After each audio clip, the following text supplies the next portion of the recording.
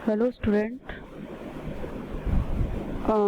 B second year world geography unit first में industrial development of Japan, जिसमें ये question कई बार आने की संभावना रहती है कि जापान में मत्स्य उद्योग के विकास के कारण क्या है। जापान में मत्स्य उद्योग के विकास के निम्न कारण हैं। नंबर 1, जापान उत्तर पश्चिम प्रशांत महासागर के महाद्वीपीय मग्न तट पर स्थित है, अतः यहाँ का उथला जलीय क्षेत्र प्लैंकटन, जो मछली का खाना होता है, से युक्त होने के कारण ये प्लैंकटन हमेशा कह सकते हैं कि उथला जलीय जो क्षेत्र होता है सागर का, वहीं पर पाया जाता है। प्लैंकटन से युक्त होने के कारण मछलियों को पकड़ने के लिए अनुकूल है। यानी यहाँ पर ये स्पष्ट हो गया कि जापान उत्तर पश्चिमी प्रशांत महासागर के महाद्वीपीय मग्न तट पर स्थित है। यानी जापान एक तटीय यानी द्वीपीय देश है और यह एक तो बहुत बड़े महासागर से घिरा हुआ है, प्रशांत महासागर के उत्तर पश्चिमी भाग पर, और महाद्वीपीय मग्न तट पर स्थित है। दूसरी विशेषता है जापान की अधिकांश जनसंख्या तटीय भागों में केंद्रित है। क्योंकि जापान आइलैंड है और आइलैंड में भी जापान की जो मेन लैंड है, मुख्य भूमि है, और मोस्टली कवर्ड हिली एरिया, यानी जापान अधिकतर पर्वतीय भागों से घिरा हुआ है, इसलिए अधिकांश जनसंख्या तटीय भाग में ही निवास करती हैं। यही कारण है कि तटीय भाग में लोग मछली पकड़ने के लिए प्रेरित होते हैं और तटीय भाग में लोगों का मुख्य भोजन मछली होता है और वो इसलिए मछली पकड़ने के लिए प्रेरित होते हैं। जापान तट रेखा लंबी एवं कटी-फटी है, इसलिए इसे खाड़ियों का देश काउंटी ऑफ बाइस कहते हैं। अच्छी बंदरगाहों से युक्त होने के कारण मछली पकड़ने के लिए प्राकृतिक सुविधाएं उपलब्ध हैं।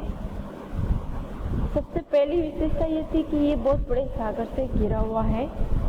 दूसरी विशेषता ये है कि अधिकांश जनसंख्या तटीय भाग में निवास करती है, और तीसरी मुख्य विशेषता यह है कि जापान की जो तट रेखा है वो लंबी और कटी-फटी है, और इसी में यहाँ तट रेखा लंबी और कटी-फटी होने के कारण बंदरगाह से युक्त हैं, जो मछली पकड़ने के लिए एक सुविधा उपलब्ध करवाते हैं।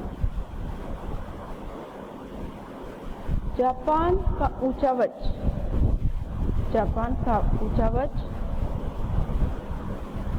खनिजों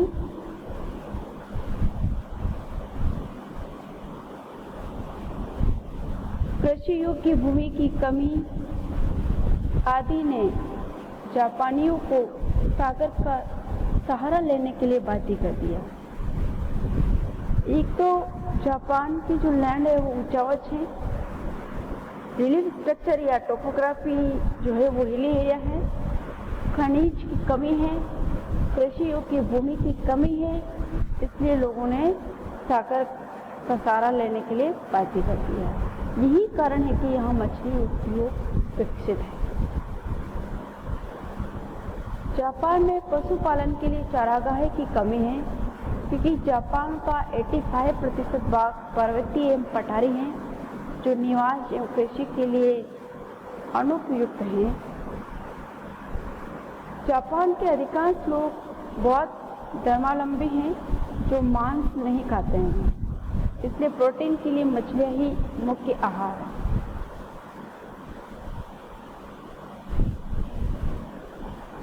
नंबर 6, आधुनिक तकनीक के विकास के कारण गहरे सागर से मछलियों को पकड़ने से मत्स्य उद्योग में वृद्धि हुई। साथ ही मछली पकड़ने के लिए अनेक प्रकार के शोध कार्य हो रहे हैं। नंबर 7 है सरकारी प्रोत्साहन। ये इम्पोर्टेंट है। सस्ते ब्याज पर धन एवं सहकारी समितियों द्वारा सहायता के कारण जापान का मत्स्य उद्योग विकास पर है।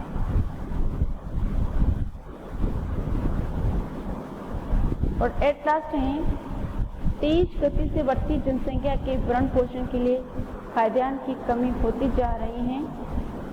खाद्य के रूप में मछलियों का योगदान महत्वपूर्ण है। ये उद्योग दिनों दिन प्रगति पर है। ये एक प्रश्न जो जापान के मछली उद्योग पर आता है और कारण पूछा जाता है, इसलिए मैंने ये टॉपिक शेयर किया है। अब आते हैं जापान के औद्योगिक प्रदेश पर। यहाँ पर मैं परिचय शेयर करूँगी इंडस्ट्रियल रीजन का, लेकिन रीजन्स में आगे शेयर करूँगी। यद्यपि जापान में घरेलू एवं कुटीर उद्योग प्राचीन काल से ही प्रचलित हैं, किंतु उद्योगों का आधुनिक विकास 1894 के पश्चात प्रारंभ हुआ, क्योंकि चीन से युद्ध होने के कारण अनेक सामानों को आयात करने में जापान को कठिनाइयां उत्पन्न हुई। इसलिए देश को औद्योगिक उत्पादन के लिए आत्मनिर्भर बनाना आवश्यक हो गया। यानी इंडस्ट्रियल डेवलपमेंट कैसे हुआ, यहाँ पर ये बात बताई जा रही है कि जापान पहले से घरेलू और कुटीर उद्योग में प्रचलित था।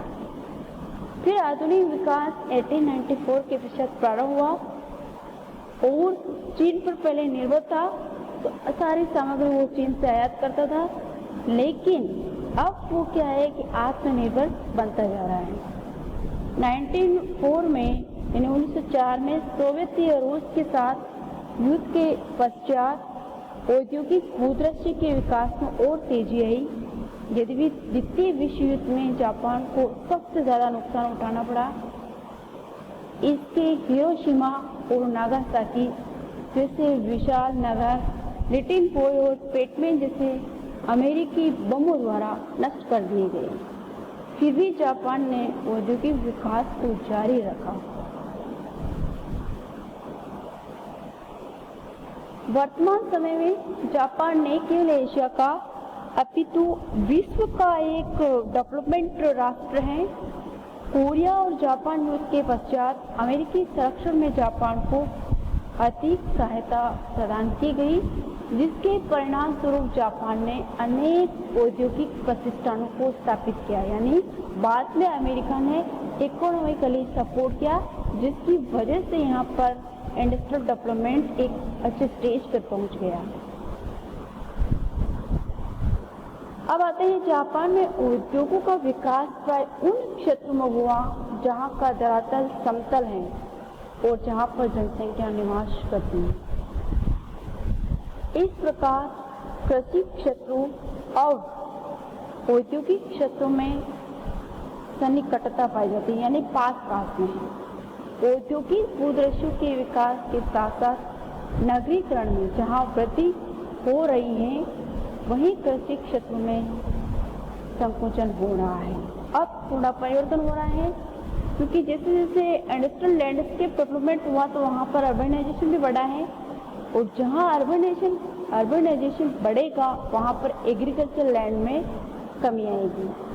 जापान का 74% औद्योगिक उत्पादन जापान की प्रमुख औद्योगिक मेखला इंडस्ट्रियल बेल्ट में होता है, जो प्रशांत तट पर पूर्व में कांटो मैदान से, ध्यान में रखना है, प्रशांत तट पर यानी जापान का पूर्वी तट, जो कांटो मैदान से आंतरिक सागर होते हुए पश्चिम में जापान सागर तट पर उत्तरी क्यूशू तक फैला हुआ है।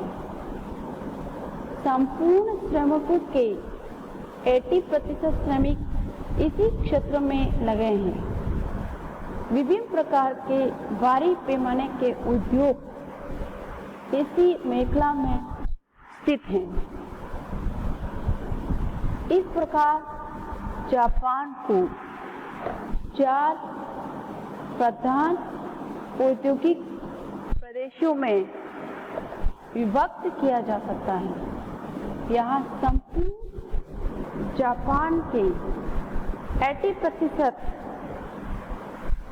लोहा इस्पात उद्योग, ये इम्पोर्टेंट है, 80% लोहा इस्पात उद्योग, 68% इंजीनियरिंग सामान, 50% रसायन तथा 61% वस्त्र उद्योग के कारखाने केंद्रित हैं। क्योंकि यहाँ पर आयातित कच्चे माल का ही प्रयोग इन उद्योगों में होता है, यानी इनमें जितने भी रॉ मटेरियल है वो इंपोर्ट पर निर्भर है। ये मैप है, इसमें दो तरह के बता रखे हैं। देखिए, मुख्य औद्योगिक एरिया, दूसरा औद्योगिक एरिया, और सबसे ऊपर है होक्काइडो। इसमें क्या क्या पाए जाते हैं? कोयला, आयरन, देखिए यहाँ पर कोयला, आयरन, फिश, पल्प। इस तरह से सेंडाई, ये होक्काइडो है, ये होन्शु है, और होन्शु में आप देखिए जो स्थानों के नाम है जो मुख्य रूप से औद्योगिक केंद्र हैं, जैसे होन्शु में ये प्रशांत तट पर स्थित है। सेंडाई नामक स्थान होन्शु द्वीप में स्थित है और ये इंजीनियरिंग इंडस्ट्री के लिए प्रसिद्ध है। जोवन केमिकल्स के लिए प्रसिद्ध है।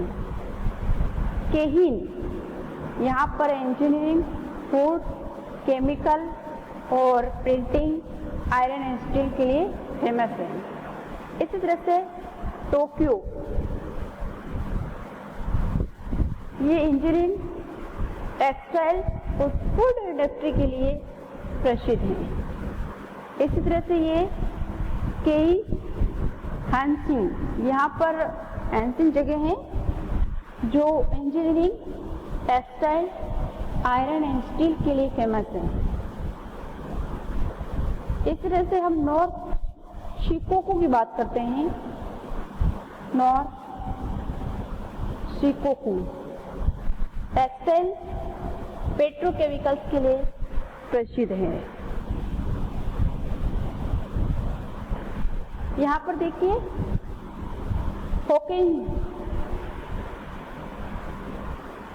इंजीनियरिंग के लिए, पेट्रोलियम के लिए, केमिकल्स के लिए, और ये सी डॉट कोस्ट है आइलैंड का। यहाँ पर शिप बिल्डिंग, जहाज निर्माण के लिए, टेक्सटाइल के लिए, पेट्रोकेमिकल्स के लिए प्रसिद्ध है। केनमोन ऑयल के लिए है और केमिकल के लिए है, आयरन एंड स्टील के लिए फेमस है। एक इंडस्ट्रियल रीजन है टोक्यो, इंजीनियरिंग के लिए फेमस है, टेक्सटाइल के लिए फेमस है। ये आपको ध्यान रखना है। ये मेन इंडस्ट्रियल टाउन्स हैं। सेंडाई, जोबेन, केहिन, टोकाई, केही हानसिन, नॉर्थ शिकोकू, होक्काइडो और सी नॉर्थ, या यूँ कह सकता है कि आइलैंड कोस्ट अलग है और सी नॉर्थ अलग है। ये आइलैंड सी नॉर्थ कोस्ट जिसमें ये इंडस्ट्री फेमस है, और केनमोन में ये इंडस्ट्री फेमस है, या इन पदार्थों का प्रोडक्शन होता है। टोक्यो इंजीनियरिंग और टेक्सटाइल के लिए फेमस है। ये मैप ही आपको अच्छी तरह से याद रखना है। सबसे ऊपर जो है